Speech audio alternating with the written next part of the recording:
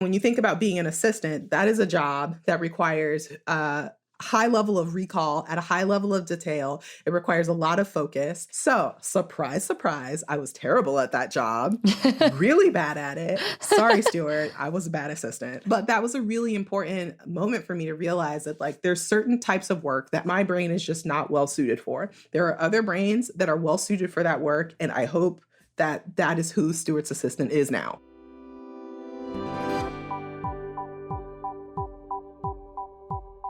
From the Understood Podcast Network, this is How'd You Get That Job? A podcast that explores the unique and often unexpected career paths of people with learning and thinking differences. My name is Eleni Matteo, and I'm a user researcher here at Understood. That means I spend a lot of time thinking about how we find jobs we love that reflect how we learn and who we are. I'll be your host. Career paths have lots of twists and turns.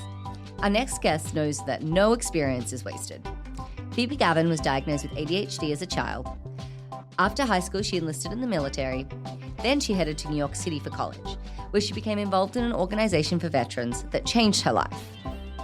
There, she learnt skills that led to a career in media, and that was the platform for her current iteration. Phoebe now helps people find fulfillment in their jobs as the Executive Director of Talent and Development at Vox.com. She's also a private career coach. Phoebe has a lot of insight on how we can all thrive at work. Phoebe, welcome to the show. Thank you. So you've had a lot of career experiences, and we're going to get into that. But I would love you to start by telling us a little bit about what you do now and what is the connection between, your work at Vox and your coaching. Yeah, so I have two jobs now. I have a coaching business where I am a career and leadership coach, and I help people find clarity about their careers and move into roles that better fit their needs and that are more aligned with their values.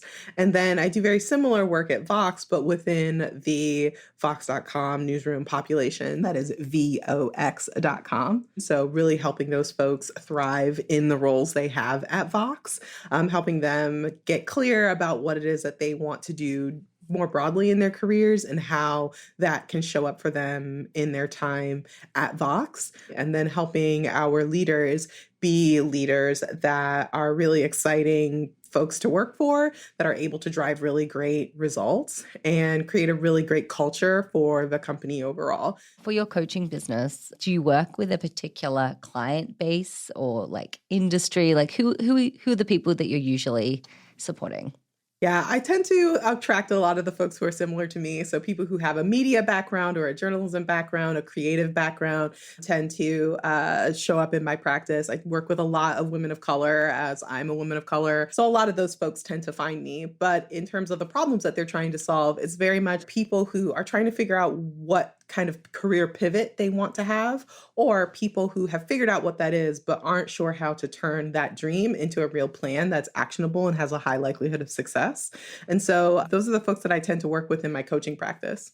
That makes a lot of sense. I also feel that way about a therapist. It's much easier if you have like a little bit more like in common. So then that's not like a barrier. It's like, I already get you. Cool. Yeah. I know where you're coming from. So that's great. And what inspired you to become a coach? It was a little bit over time, more and more and more. I realized that is the type of work that I'm really excited to do. I, sort of going all the way back to the beginning of my history, I came from a low-income background and I had to join the military to pay for college. And my military experience was pretty difficult. I experienced sexual assault while I was in the military, and it made me very difficult for me to transition into civilian life after my military contract was over. I was struggling very much from a mental health perspective. And literally the only reason I'm still alive is because I got connected with a mentor who was a veteran who had really successfully transitioned and had a lot of knowledge on how to do that well. And he gave me so much information and so many contacts and so much support as I was making my transition. And the impact that connection had on me has really inspired me to try to be some version of that to as many people as I can as possible. And so from that drive, have naturally tried to find ways to support people in being more successful in their personal and professional lives throughout my entire life after I got out of the military. And that became more and more formal as I progressed professionally. I got a lot of really great feedback from lots and lots of people that I was really helpful to them and that I was good at this whole mentorship thing. And I realized that it was the time when I felt the most fulfilled and the most excited about, what I was doing at work is when I was supporting people and mentoring people and coaching people. And so, I, along with many other folks, had sort of a pandemic reckoning about where I wanted to go in my career. And that's when I decided to formally launch my coaching business instead of kind of doing a little bit of here and there on the side. Yeah, well, congratulations on launching. And also, like, thank you for, being vulnerable. And, I'm glad that you found a person that was able to, help you when you were most in need. Yeah, thank you. We hear that a lot. I hear it a lot in my research in terms of like sometimes you just need one person that makes all the difference, and like to demonstrate that things could be different as well. Yeah. And that one person, hopefully, at least it was in my case, had a network effect that person knew Totally. lots of people and knew lots of things and knew lots of services that were helpful to me. And I've tried to have that network effect on not just my clients, but also just the people who are in my life, people who are in my professional network. Totally. Yeah. We do talk a lot on the show about race and class and, how that intersects with learning differences and how, that intersectionality can really like impact people's experience. If you feel comfortable, I would love for you to share your experience around like, race and your learning difference. Maybe talk a little bit more about like your diagnosis as well and how those things, intersect. Definitely. I am absolutely an open book when it comes to this stuff. I think the more we talk about it, the less stigma there is, 100%. which unlocks opportunities and unlocks choices for people who otherwise might not have them. So I'm a Black woman and I grew up low income. And in the Black community, there's been a lot of a very reasonable skepticism of the medical establishment. The medical establishment has historically been run by white men. And as we go farther and farther and farther back in time, we experience a culture that is more and more and more discriminating against Black people. And in the medical establishment in particular, there's been lots of experimentation on Black people. There's been lots of, studies on Black people without their consent, without informing them. And that naturally leads to a cultural skepticism around the medical establishment. And then that's the income layer on top of that like if you don't have a lot of money, then it's hard to access healthcare because healthcare is so expensive in the United States. I was diagnosed when I was 5 or 6 years old, and it was because my mom really broke through a lot of those sort of cultural messages and said, like, I just need to see what's going on with my kid. She's having a hard time. I need to figure out what's going on with her. And, she took me to an evaluator. She took me to a psychiatrist, and all of the tests were pretty straightforward that, like, this is definitely a kid who has ADHD. And these are some of the things that are going to be helpful in moving her forward. And she became very active in the community, very active in the school district. She became very active in our local chapter of CHAD, which is Children and Adults with Attention Deficit Disorder. It's a nonprofit organization that builds awareness around ADD. And so I was really lucky that despite all of the cultural messaging about accessing healthcare being an incredibly risky thing for a Black person to do, that mom still pushed through and got me diagnosed so that I could get support at school. And it made a really big difference in my ability to learn. I'm a naturally curious person. I love learning. And so being accommodated at school made a huge difference for me. And so that's kind of where it all started. I love what you said about, really loving to learn. Do you want to talk a little bit about that, like how that relates to your ADHD brain and like what you do now? So my love of learning and my ADD come together in like kind of an interesting way. I definitely hyper focus on certain tasks, certain topics. And so when it comes to like my natural curiosity and my love of learning, there were certain aspects of school that I really struggled with because I just didn't find them interesting. And then there were certain areas where I would absolutely zone in and get so interested and get so excited and go really, really, really deep. Science was a huge, huge, huge passion for me as a kid. I loved it so very much. And once I got into high school, I was able to take a psychology class. And that is when I really zoned in on like learning how people work is fascinating. And unfortunately, I had some teachers who discouraged me from pursuing a science career. That's a terrible thing, but that is something that happened to me, and that influence did change the initial directions for my career path. Instead of choosing to become a psychologist, I decided to go in a more creative direction and go to fashion school after I got out of the military. Oh, wow. But that was another thing where it really tied into this like curiosity about how people work, because the aspect of the fashion industry that I find really interesting is how clothes relate to our identity and how we make choices around what we buy. Most recently, I've been obsessed with organizational psychology and leadership. And so all of this, like figuring out how people work and how we make decisions and how emotions impact our logic system, all of that ties into my coaching practice. And I bring it into the experiences that I would have with my clients as much as I possibly can to help them understand their own decision-making processes. Because a lot of times we make big decisions about our lives from a place of reflex instead of a place from reflection. And supporting them into a place where they are being more reflective about their thoughts and more reflective about their decisions helps them get to a place where they're getting outcomes that are more aligned with what they want. That seems like a really simple concept, but I imagine it's actually really difficult to be able to distill that into one thing. Like all of the work I've done has been driven by like one main driver or one key interest. Is that something that you help your clients do? Oh, absolutely. It is a very important part. How do you narrow that do. down? Yeah. A lot of my clients are people who are looking for jobs. They want to switch careers. They want to switch jobs in some way. And one of the key things I talk to them about is that your professional narrative needs to be tight. You need to be able to go into an interview and say, this is who I am. This is what I do. This is why I do it. And this is why you should want me to do it for you. And being able to distill that into some, words, phrases, catchphrases, something that you can sort of draw upon really quickly and bring into an interview really impacts the way that people receive you. You listener are listening to this podcast. At the end of it, you are going to remember a handful of concepts that Eleni and I are talking about. You are not going to remember word for word any of the things that we said. But if we are calling back to, certain concepts over and over and over again, that increases the likelihood that that concept is going to be the thing that you remember. And so one of the key things that I work on with my clients when they're working on interviews in particular is what is that concept and how can you encapsulate it into a phrase or a sentence or a concept that you can call back to multiple times so that you can increase the likelihood that that concept is the thing that's going to be encoded in the memory of the interview. Wow. I love this. It's super helpful advice. And it also gives a really clear sense of, what you do and the value of coaching and all of those things. Again, like it seems simple once you get to the final outcome of like, this is one sentence or these are 3 words, but I'm sure that the process of getting there is actually not easy. No, it definitely feels quite overwhelming to folks, but it's helpful. It's really, really helpful and transformative to do it. I know in a previous conversation, you also talked about this idea of like outsourcing things that maybe you're not as good at or finding the right tools to make things easier.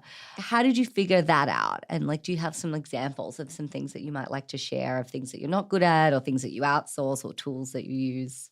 Sure, definitely. So I have an advantage in that I was diagnosed really young. So I was diagnosed when I was 5 or 6 years old, which means that I've been working on understanding myself and finding ways to be the most productive version of myself for literally decades. And so I have a lot of experience with, trying different things and iterating on a process. And there are lots of adults who are being diagnosed with ADD later in life who unfortunately are like starting from scratch, basically. And one of the things that has been really important for me as I've been developing sort of my productivity method, which evolves over time as the needs and demands change, is understanding what my brain is good at and what my brain is not good at. And if my brain is not good at something, I want to try to either adjust the demands that are being put on me so that that is not one of them, or adjust my environment so that I'm not being distracted in ways that are difficult for me to overcome, or to outsource that task or that type of work to something or someone that is better at it than I am, and doing that without judgment. The biggest one that shows up for me in my day-to-day life is time management. I'm very, very, very time blind. I don't know what time it is. I don't know how long we've been talking. I don't know how long we have left to be talking. I don't know what day it is. I don't know when anything is happening. I have no idea what's happening with time at any point. And so I have to have like clocks everywhere. I wear a watch.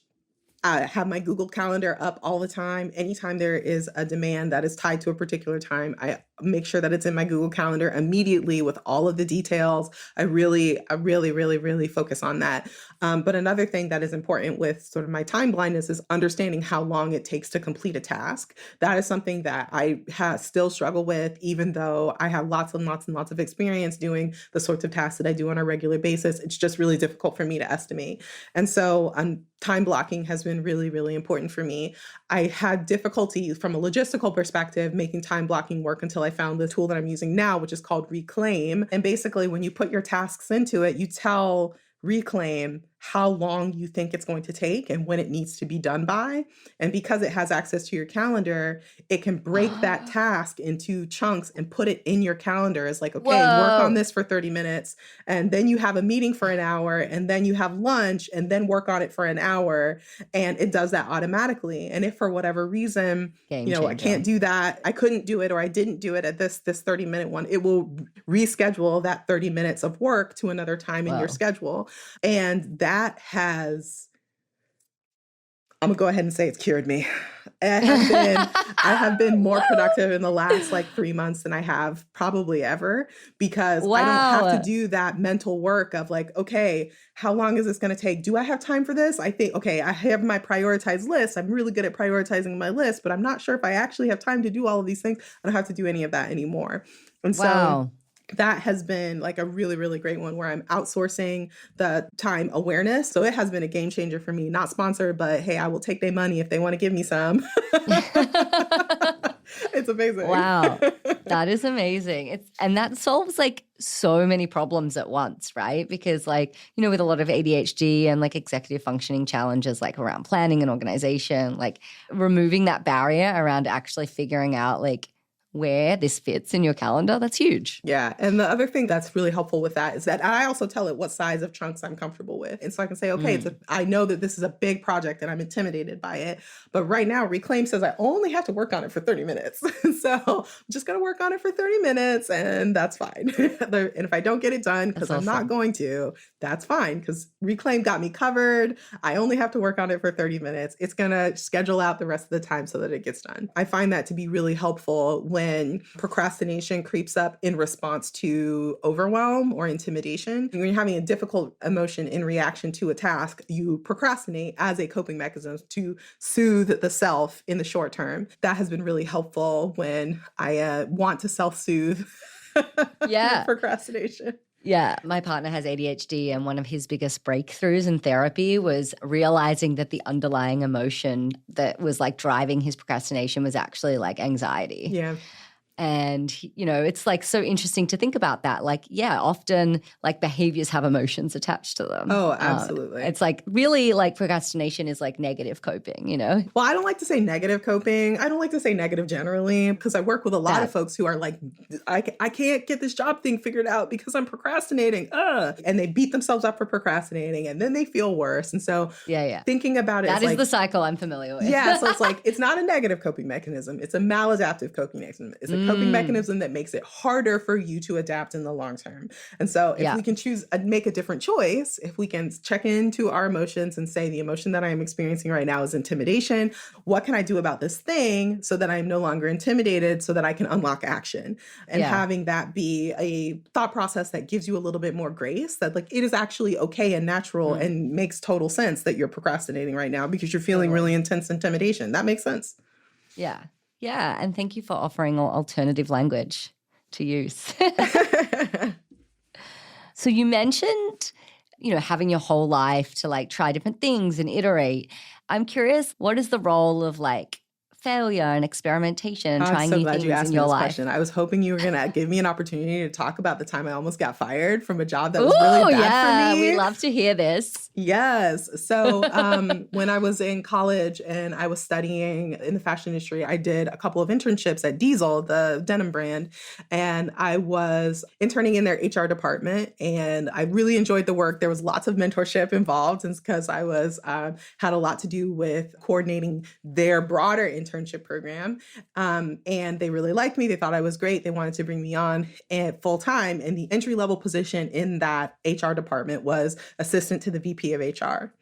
which is a very different type of work than the work I was doing in that internship. And when you think about being an assistant, that is a job that requires high level of recall at a high level of detail. It requires a lot of focus. It requires a lot of flexibility. And it also, the constraints and context that you are working in are being set by the person that you are assisting, and you have no control over it. So, surprise, surprise, I was terrible at that job, really bad at it. Sorry, Stuart, I was a bad assistant. I just forgot things, and I was getting overwhelmed by things, and I was missing little details. It was just like so unsuited to the way that my brain worked. And I think I did it for 6 or 7 months before like he and I had that sit down conversation where it was like, ooh, I'm about to get fired from this job. Okay. And so I did quit before I got fired. But that was a really important moment for me to realize that like there's certain types of work that my brain is just not well suited for. There are other brains that are well suited for that work. And I hope that is who Stuart's assistant is now. But my brain was not suited for that work. And so that the difference between like acknowledging and honoring what your brain is good at, what it wants to do, what it is well suited to do, and what it's not can make a huge difference in your ability to be successful. 100%. Because it's totally okay it's like not every job is for every person, you know? And as you said, like it doesn't help you, it doesn't help the person that you're working for. And, you know, your like time and brain could be better used in like a role that does work for you. Yeah. So yeah, I think it's like so important to acknowledge. And how do you pass on that learning that you had, and like what advice do you give to some of your clients in relation to that? I really ask them to name the cultural impact or the cultural influence that is pushing them to make a decision that is not in the interest of their future self. So is it that your parents told you? Is it that, you know, some role model? Is it reality television? Is it like, what is it that is making you feel like the decision that is right for you is wrong for everyone else? And a lot of times when they shine a light on that, it is a lot easier for them to dismantle that connection and say, like, I understand and honor that these are the priorities for my parents, but these are the priorities for me. And so this is the decision that I need to make. And I can make the choice of going in this direction that is in my best interest, that's in the interest of my future self. And I can also make the choice to manage the relationship that I have with my parents and have an open conversation with them about why I honor their needs and why I'm honoring my own. And maybe that'll be uncomfortable, but it's going to be less uncomfortable for me to have that conversation with them than for me to stay in a job I hate for the rest of my life. Wow. And I think that advice is helpful for so many elements of our lives, even beyond work, you know, like really channeling the things that honor your own needs and yourself as opposed to like the people around you. It's not an easy thing to do, but it's so important for, you know, our own happiness and growth. I've also heard you say that a career can either give you something you want or get rid of something you don't want. What are some examples of, you know, things you've gotten rid of? And like maybe we've already talked about that in your previous example, but I would love to hear if there's more. Yeah, I definitely think that like over time, your career should give you more of what you want and less of what you don't want. There's no such thing as a perfect job. Your job will always have drawbacks, but the hope is that you are strategic about how you make career decisions. You're strategic about how you invest in yourself and your professional network. And that allows you to make career choices that get rid of things that you don't like or get you things that you do like. You know, this next role, how do I want it to be better than my current role? And, you know, that's looked like, you know, I worked in a very politically driven newsroom. I found that to be really exhausting, and I really liked working in news, but I didn't want to work in politics anymore. And maybe working in a different subject matter concentration would make things a little bit less stressful for me. And so that was the position that I chose next. There's a long additional list of other things that I would have loved to have, but that was the focus. Again, if you're being thoughtful and strategic, if you're investing in yourself in a smart way, that's going to get easier and easier for you because you will have more and more professional capital to bring to the table and say, this is how good I am, so you should give me the thing that I want. And that makes it a lot easier for you to build a career that progressively serves your needs better and better and better. Totally. And also acknowledging that those needs could change over time and or like reveal themselves, because like you don't know what you don't know. So it's very possible that you think that you actually have everything that you need. And then you get to the next step and you're like, oh, actually, now that I'm here, I'm realizing that this other thing is missing that I never even thought about. How do you teach your clients to advocate for what they need? Well, the first thing is obviously knowing what you need. And then understanding then two kind of really important things. First is power mapping. So when you're in an organization, there are decision makers, there are influencers, there are people who have formal power, people who have informal power, and you need to understand how power and influence moves through an organization. And so if you want X thing, who are the people who can help you get there? And do you have strong enough relationships with them to ask for that and have them say yes?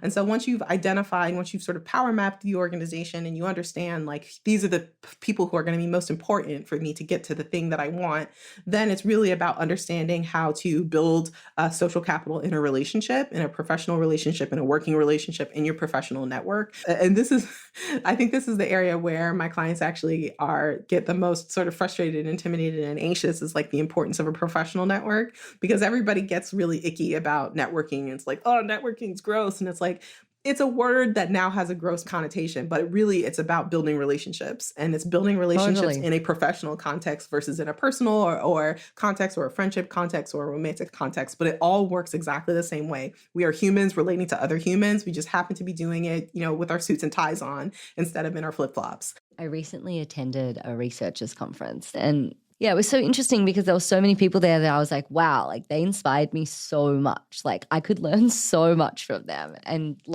that feeling is super exciting, because it's there are points in the career where you're where could I go? How am I growing? And, being able to recognize that in others is super valuable. Yeah. But having the courage to say, hi, I'm so-and-so, and I know I did that. Talk. I was hi, I'm fangirling. And sometimes that's not going to work out, and that's okay. Yeah, exactly. But it's a numbers game. The more you do it, the more yeses you get. The more no's you get, but the more yeses you get. Thank you so much for talking to me. I feel I learned so much.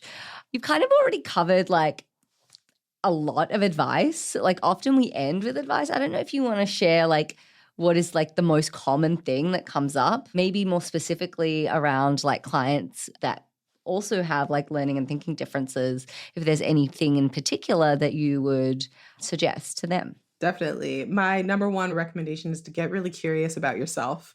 Take some time to think and take some time to read, research, learn about who you are. If you take a little bit of time to go down a few rabbit holes, you can learn a lot about yourself and unlock action that helps you get to the outcomes that you want for your life. I love it. Thank you so much for sharing. You are so welcome. Thanks so much for joining me, Phoebe. Thank you so much for having me. You've been listening to How'd You Get That Job from the Understood Podcast Network. This show is for you, so we want to make sure you're getting what you need. Email us at thatjob@understood.org with your thoughts about the show. Or maybe you'd like to tell us how you got that job. I'd love to hear from you. If you want to learn more about the topics we covered today, check out the show notes for this episode. We include more resources as well as links to anything we mentioned in the episode. Understood is a non-profit organization dedicated to helping people who learn and think differently discover their potential and thrive. Learn more at understood.org/mission. How'd You Get That Job is produced by Grace Tatter. Brianna Berry is our production director. Our theme music was written by Justin D. Wright, who also mixes the show. For the Understood Podcast Network, Laura Key is our editorial director, Scott Cashier is our creative director, and Seth Melnick is our executive producer. And I'm your host, Eleni Mathil. Thanks again for listening.